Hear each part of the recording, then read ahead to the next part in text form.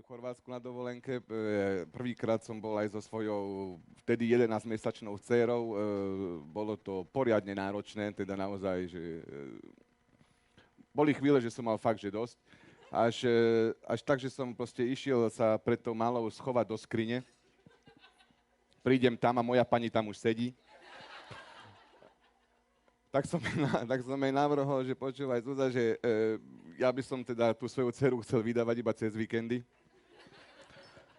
Vysvetlila mi, že 10 rokov spolu žijeme a 6 rokov dokonca bývame a budem ju musieť vydať každý deň. Ale aj tak tá dovolenka bola OK, ja som ležal na pláži, videl som, ako ma všetky ženy obliekajú očami a aj som si tam otvoril nejaký taký ženský časopis, ktoré tam doniesli dievčatá a tam že 14. strana, hej, akceptuj, aká si. Hej.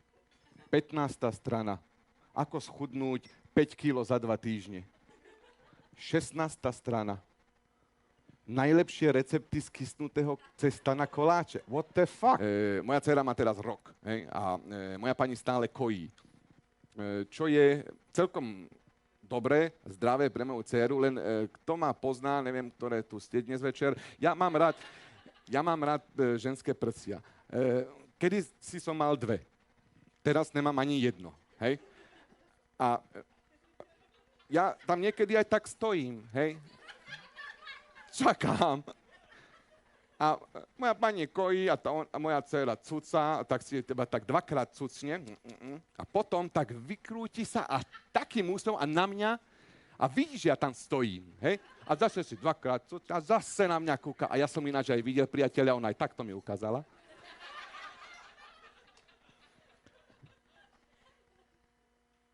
A potom, akože, keď už ako sa podarí, že chceme teda sa milovať, dajme tomu, tak ako musíte dávať pozor, aby sa to dieťa nezobudí, lebo spí s vami v tej posteli, hej. A ako chcete ten sex mať, ale proste vedľa vás leží ožraté dieťa materským mliekom, čiže to není taký spánok, ktorý proste nič ho nezobudí, hej. Čiže musíte to robiť strašne pomaličky, ticho, aby proste sa nezobudilo a iba tak kontroluješ stále ho, že či nespí. A potom, keď to už akože na teba ide, na sekundu zatvoríš oči, hej. Trošku sa tomu oddáš.